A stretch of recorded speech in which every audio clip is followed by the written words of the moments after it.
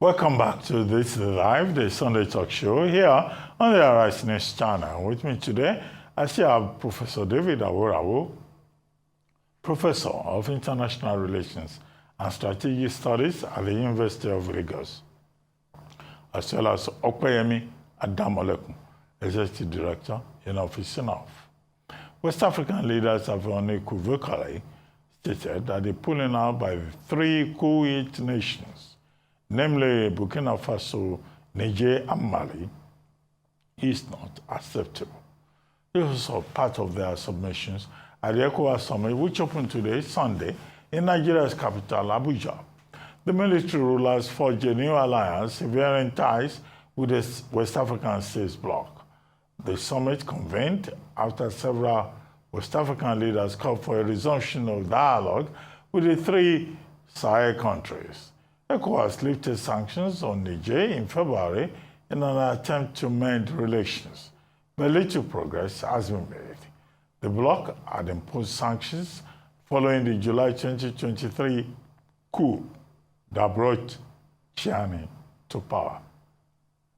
Burkina Faso had its coup in September 2022 and Mali in August 2021. Livelihoods continue to be threatened by illegal and unsustainable exploitation of our land, forest, and marine resources. Governance deficit and marginalization have strained social contracts, engendering bitter rivalries and unhealthy competition. To complicate the situation, our region has become the arena of geostrategic and geopolitical rivalries and the theater of misinformation and disinformation that engenders mistrust among and within communities and undermines social cohesion. I would like to extend my deepest appreciation to all of you for the continued support you have extended me over the past year since I took over as the chair of ECOWAS. Let me also recognize the presence of our brother, President Bassirou Faye of Senegal, who had joined our rank as the newest member of the authority. Allow me to further extend the warm congratulations to the government and people of the Republic of Senegal for their steadfastness in the consolidation of democratic governance. The recently concluded presidential election has been widely adjudged as free, fair, transparent, and credible. This achievement is a testament to our region's commitment to the principle of democracy, good governance, and rule of law. Excellencies and state government, distinguished guests, we have convened this ordinary session to once again review the situation in our region. We are aware of the enormous challenges, including terrorist activities and violent extremism, threatening to spread from Sahel region towards the coastal states.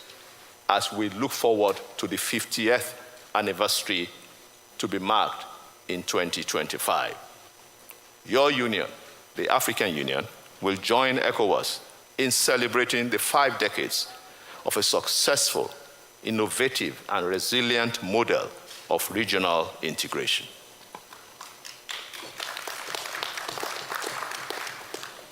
Excellencies, for us in the Union, ECOWAS is a regional body of substance, a regional body of repute, a pace setter in peace enforcement, a pace setter in African solutions to African problems, a pace setter in silencing the guns, a democratic space for constitutional order, as evident in the recent smooth political transitions in the Republic of Liberia and the Republic of Senegal.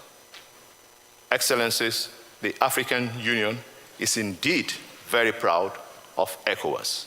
We advocate for a united community. We advocate and we fully support the unity of ECOWAS. The withdrawal by 3 countries is unacceptable to the African Union, and we believe in one ECOWAS.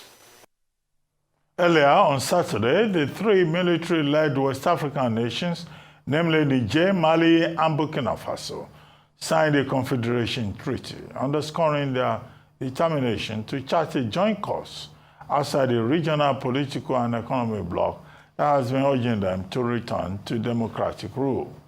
The signing took place at the first summit of the Alliance of Sahel States and signals an ever-closer alignment between the neighbors in the insurgency-torn Central Sahel.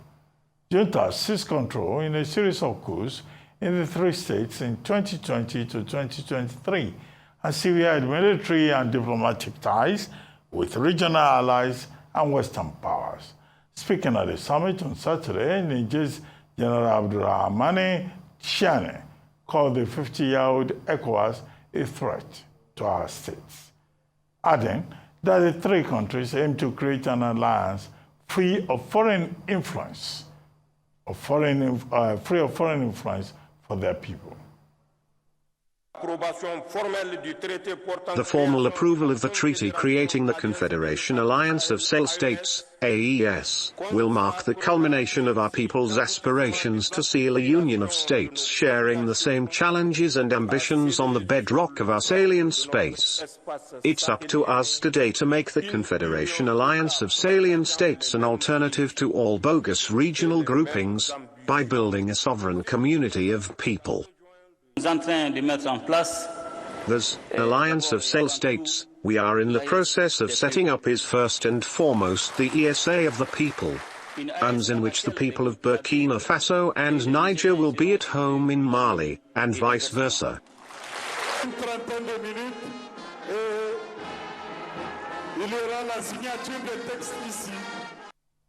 The British Labour Party on Thursday this week recorded a landslide victory in that country's general election, sweeping hundreds of seats across the country and ending 14 years of conservative rule. On Friday, King Charles III appointed Keir Starmer, the new Prime Minister. By this victory in the polls, the Labour Party decisively brought to an end a period of 14 years of sometimes very fractious conservative rule. Former Prime Minister Rishi Sunak wasted no time in conceding defeat, and he called Starmer to congratulate him and acknowledge that Labour had won convincingly. In his victory speech, the Labour leader promised national renewal and vowed that he would put country first, party second.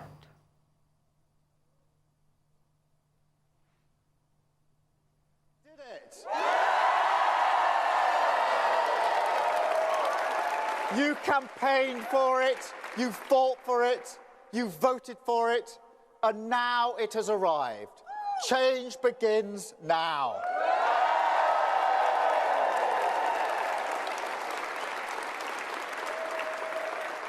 And it feels good, I have to be honest. 4.5 years of work changing the party. This is what it is for. A changed Labour Party, ready to serve our country, ready to restore Britain to the service of working people. Therefore, I hereby declare that Keir Starmer has been duly elected as the Member of Parliament for Holborn and St Pancras constituency.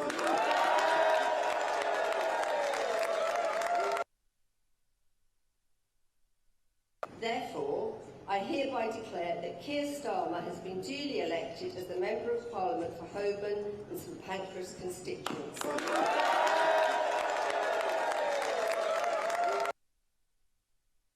I'm now being joined by Professor Adele Jinadu, a professor of political science and a non-resident senior fellow at the Center for Democracy and Development, Abuja.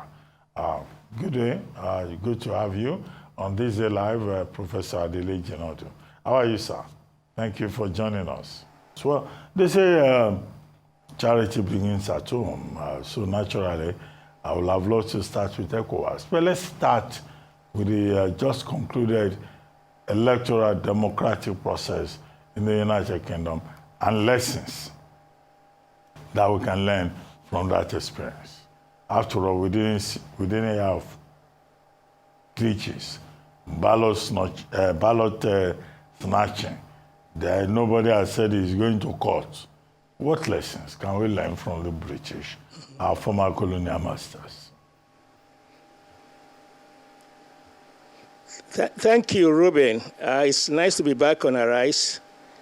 You know, democracy is in crisis everywhere.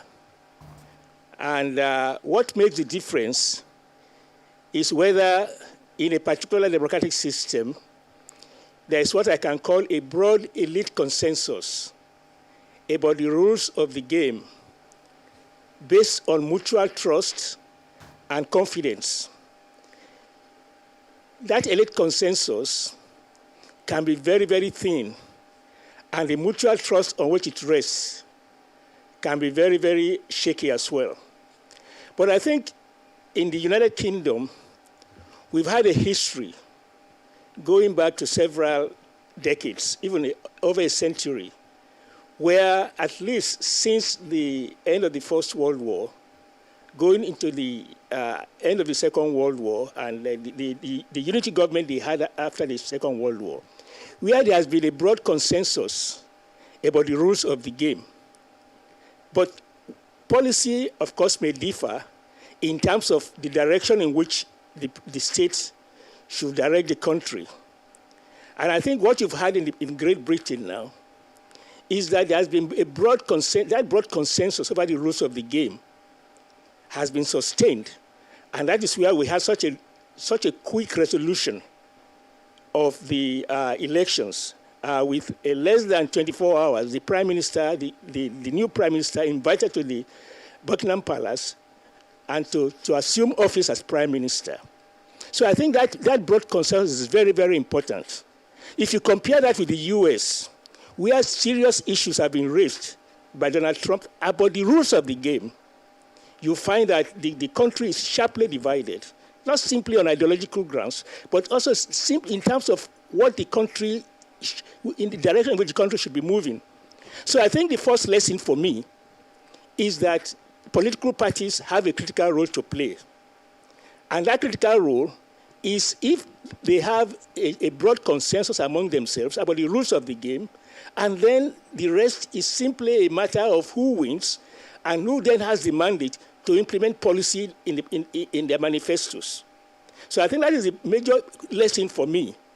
And it doesn't matter whether it is in an African country or is in a developed country, there must be this broad consensus about the rules of the game. And that means there's mutual trust that those who, in fact, conduct the elections will do so faithfully and without interference from political parties or without any political party casting serious doubts on the integrity of the political process. Well, Prof, I wanted to ask you specifically about the lessons.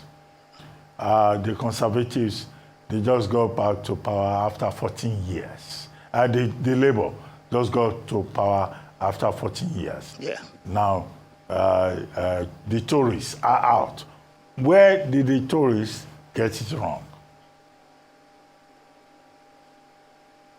Well, you know, I think first, there is some kind of a fatigue that people want change, that they've had so many years of Tory rule.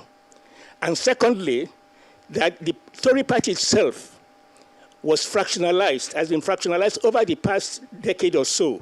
So many leadership changes, about 3 or 4 prime ministers have been changed. I think that is very, very important. But I think also, this politics was also about some fundamental issues beyond just the settled rules of the game. In other words, where should the country move forward to? And you have issues that have divided the parties. Take immigration, for example. Take the question of Brexit. You can see different positions among the 2 leading parties, and some of these minor ones as well. Then the whole question of regional devolution in the United Kingdom, these are also issues. But these are policy issues in terms of where the country should be, but not about the rules of the game. And for the rules of the game, for them to have faith in it, then the institutions of government must be strong to withstand any attempt to compromise it. The parliament is still strong. Parliament is not a rubber stamp parliament. It is doing its function. Even though the separation of powers is not as obvious as it is in the presidential system, you still have parliament plays a very important role. The executive will not take parliament, even if the executive takes parliament for granted, then it is held accountable. And we have seen that played over 2 or 3 conservative prime ministers who were thrown out because of internal rebellion against them within their own party, even though they were the governing party. So I think it's important that these institutions are also, we must have a way of letting them get strong and not compromised. In our own system, for example, there is too much political interference in terms of the abuse of the power of incumbency to compromise institutions that should be independent. It is the same problem that the Americans are trying to fight against Trump in terms of how he wants to compromise institutions that are supposed to be above the political prey to follow his own ideology in terms of where he wants to be going. So the second lesson, therefore, is that we must have strong institutions that will be able to withstand any attempt by political parties, particularly those in power, to compromise them. So I think those are the 2 points that I think is very, very important. One, there is a settled consensus on the rules of the game. Unfortunately, in our country, we've not had that broad consensus. It broke down under the First Republic, and it is breaking down now also in terms of the elite consensus about the nature of Nigeria, what is Nigeria itself, and the rules, particularly of competitive politics.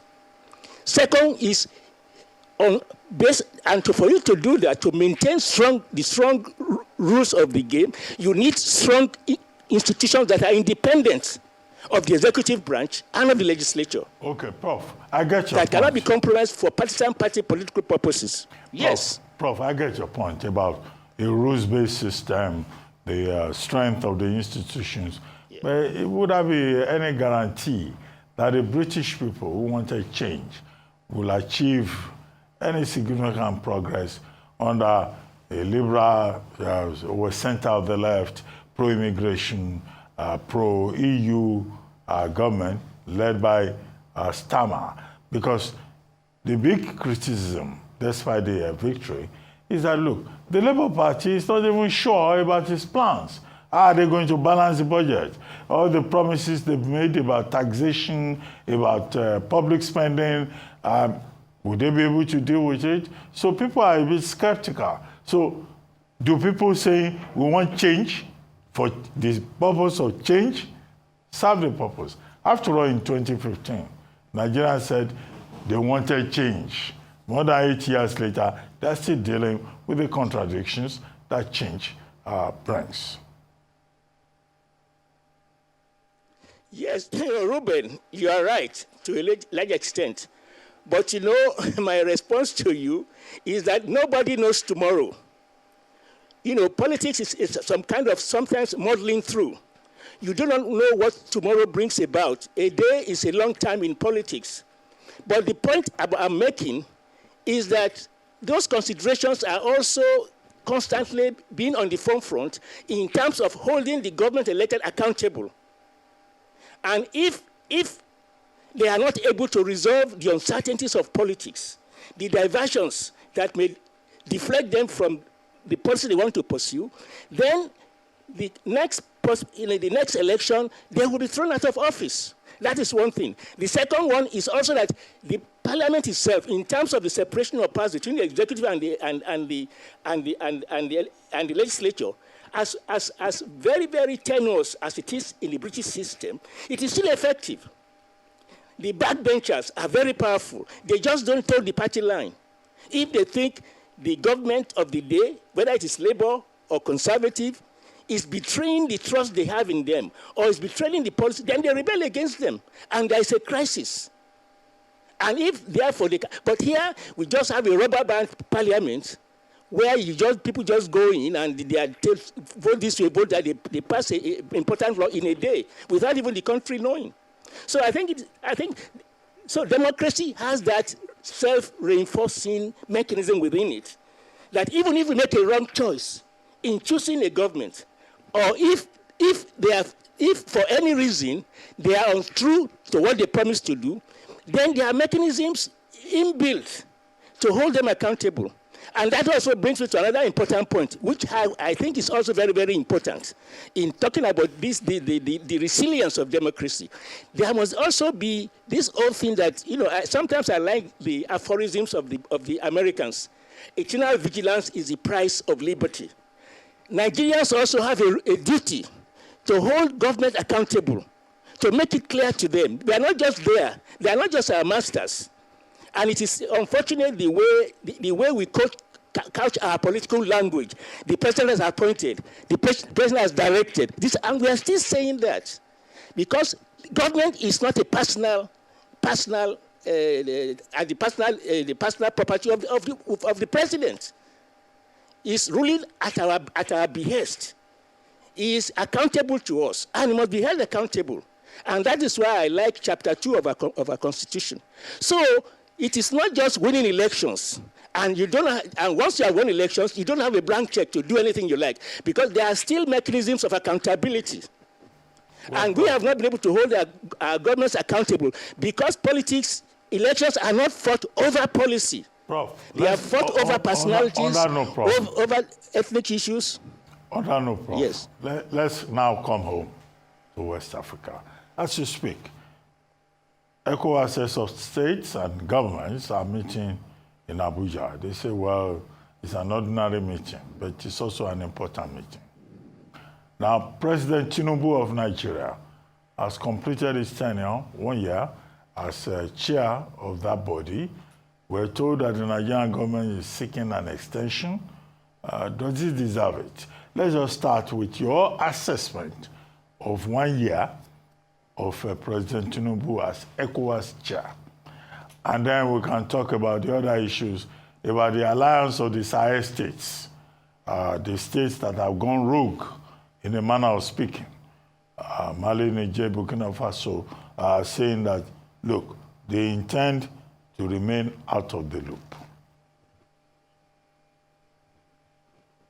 ECOWAS and even the African Union or the OAU before it, they have this convention. There have been tenure elongation, given the circumstances of the occasion. If it is felt that a chairman should continue for some time, it's happened before. I think when IBB was in power, he was allowed to extend his tenure as chairman of the ECOWAS. So it depends on the circumstance of the day and what the charter of the organization says about it. So I think that is one point I think is important to say. But for me, I think the importance of ECOWAS is to the extent to which the future of ECOWAS depends to the extent to which member states, including the rogue ones, member states are committed to the concept of supranationalism. The concept that we must accept another level of the state beyond the national state, to which we are committed because there's a common bond that binds us together as Africa. It is the Europeans. I mean, the Britain has left because there's provision. If you are no longer happy with the direction where the EU is going, then you can step back. And of course, for the Britain, the issue of sovereignty was very, very important because they've kept saying all through the years that Parliament, British Parliament, is the ultimate body in UK to make law. The UK Supreme Court is the ultimate body. So they've been very, very unhappy about the fact that the sovereign power lies outside of Great Britain, and they are not very comfortable about that. So issues about immigration are just peripheral to that basic issue of sovereignty.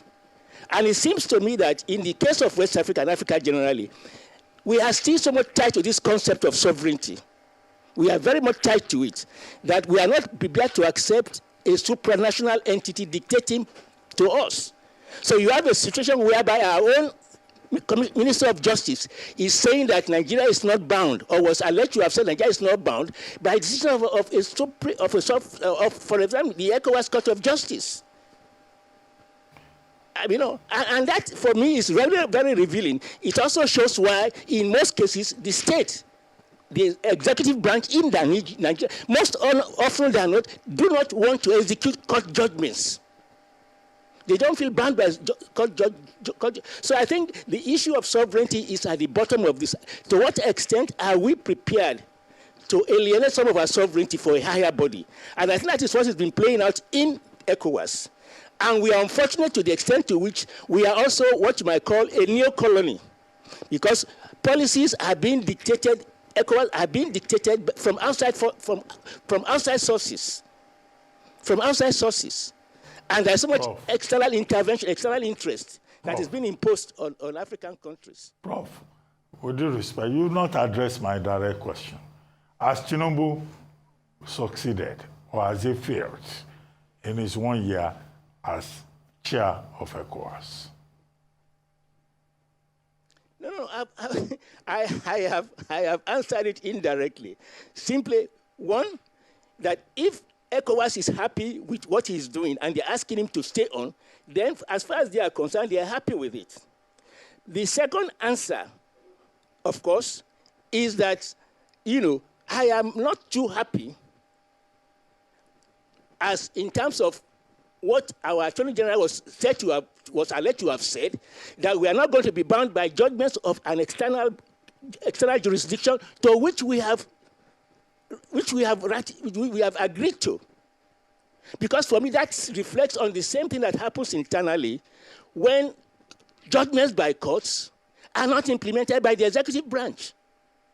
See, for our Minister of External Affairs, our Minister of Justice, to go public and say we are not going to be bound by, if you are not bound, you must accept an ultimate authority. There is no appeal beyond the ECOWAS Court of Justice. In the first place, you have gone before them, and they've given a ruling, and you are saying that you want to be selective in which ones you are going to implement. So that, for me, is also the question about sovereignty, not being able to accept that there's a superior sovereign authority beyond our own courts and beyond our own executive, to the extent to which we are bound by the protocol of ECOWAS. Okay, Prof. But if you want a more direct answer, what I will say is that, look, I mean, our president has been there for less than 1 year, and for me, that is too early to make a judgment, informed judgment about whether he's performing well or not. But we, of course, know that in terms of some of the early crises that we had, there was very little internal discussion about what Nigeria's response should be to Niger or to some of the other countries in Niger. And because of that, we had some kind of a flip-flop of a policy. We had policy reversals. Okay, but that was generally true of the whole of ECOWAS itself. Well, Prof, as it has turned out, President Tinubu, at the end of the ECOWAS meeting of the heads of state and governments in Abuja, has been re-elected ECOWAS chairman. So you are very right to say that, well, it has happened before. After all, it has happened in the past. So it doesn't matter whether the president did well or not. But I would like you to speak to the subject of democratic consolidation in Africa. Many years ago, you and I were in Dakar, Senegal, at a seminar organized, I think, by Professor Bayo Olukoshi. What were we doing? Were we in the bar, or were we in the seminar room? No, it was a seminar organized by Codestria, Professor Bayo Adebayo Olukoshi. And at that time, you were talking about democratic consolidation in Africa. How have we fared since then? Do you think that we're in retreat? Yes. No, well, you see, democracy, there is an ebb and flow of democracy. Democracy is not just a linear progression. I mean, that is the position I take. But the beauty of democracy is that it offers us what I would call unfulfilled possibilities. And those unfulfilled possibilities can give rise to a revolution of rising expectations.